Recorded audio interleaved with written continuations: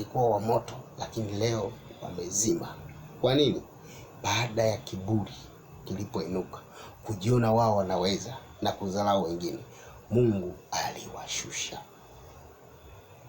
Kwa hata nawe napenda nikwambie, ukitaka ufike mahali ambako kuna neema ya Mungu, kuna kibali cha Mungu, hata siku ya mwisho Mungu anapokuchukua, unaenda kuishi mahali patakatifu ambako ni kufanya kumtukuza Mungu. Kubali kushuka na kunyenyekea, na usijaribu kunyanyua kinywa chako kumnenea mabaya mtumishi wa Mungu yoyote. Mtu yoyote ambaye anatumika, ambaye ni balozi wa Mungu, usijaribu kunyanyua kinywa chako.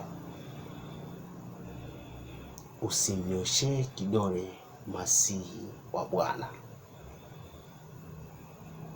Ni laana kubwa sana. Kuna watu siku hizi mnaigiza hadi watumishi wa Mungu wanachokifanya. Nisikilize, hiyo ni laana mnajitengenezea pasipo wenyewe kujijua. Unaambiwa usimnyoshie masihi wa Bwana kidole. Maana yake ni nini? Yule ni mjumbe wa Mungu.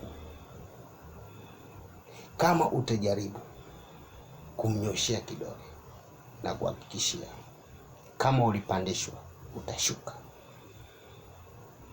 Na kama ulikuwa na maisha ya kawaida, basi utakuwa na maisha ya kutangatanga tu.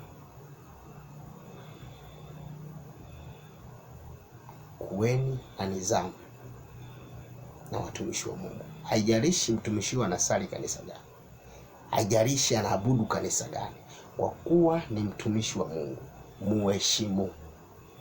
Kuna watu siku hizi mnafundishwa makanisani kwenu muheshimu mchungaji wenu tu. Nisikilize, anakupotosha. Hapa duniani Mungu ana watumishi wake wengi. Kwa hiyo usijaribu kumheshimu mtumishi wa kanisa unalosali ukawadharau wengine. Unaambia watumishi wote hawa wanaojenga mwili wa nani? Wa Kristo. Haijalishi anatumika kanisa gani.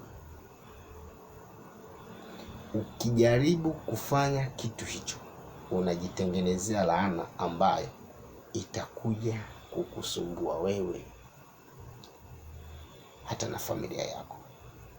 Heshimu kila anayeitwa mtumishi wa Mungu, kwa sababu yule mtumishi wa Mungu hakufanya kazi hiyo kwa kutumia akili zake, hakufanya kwa kupenda, amefanya kwa kuisikia sauti ya Mungu aliyemuita.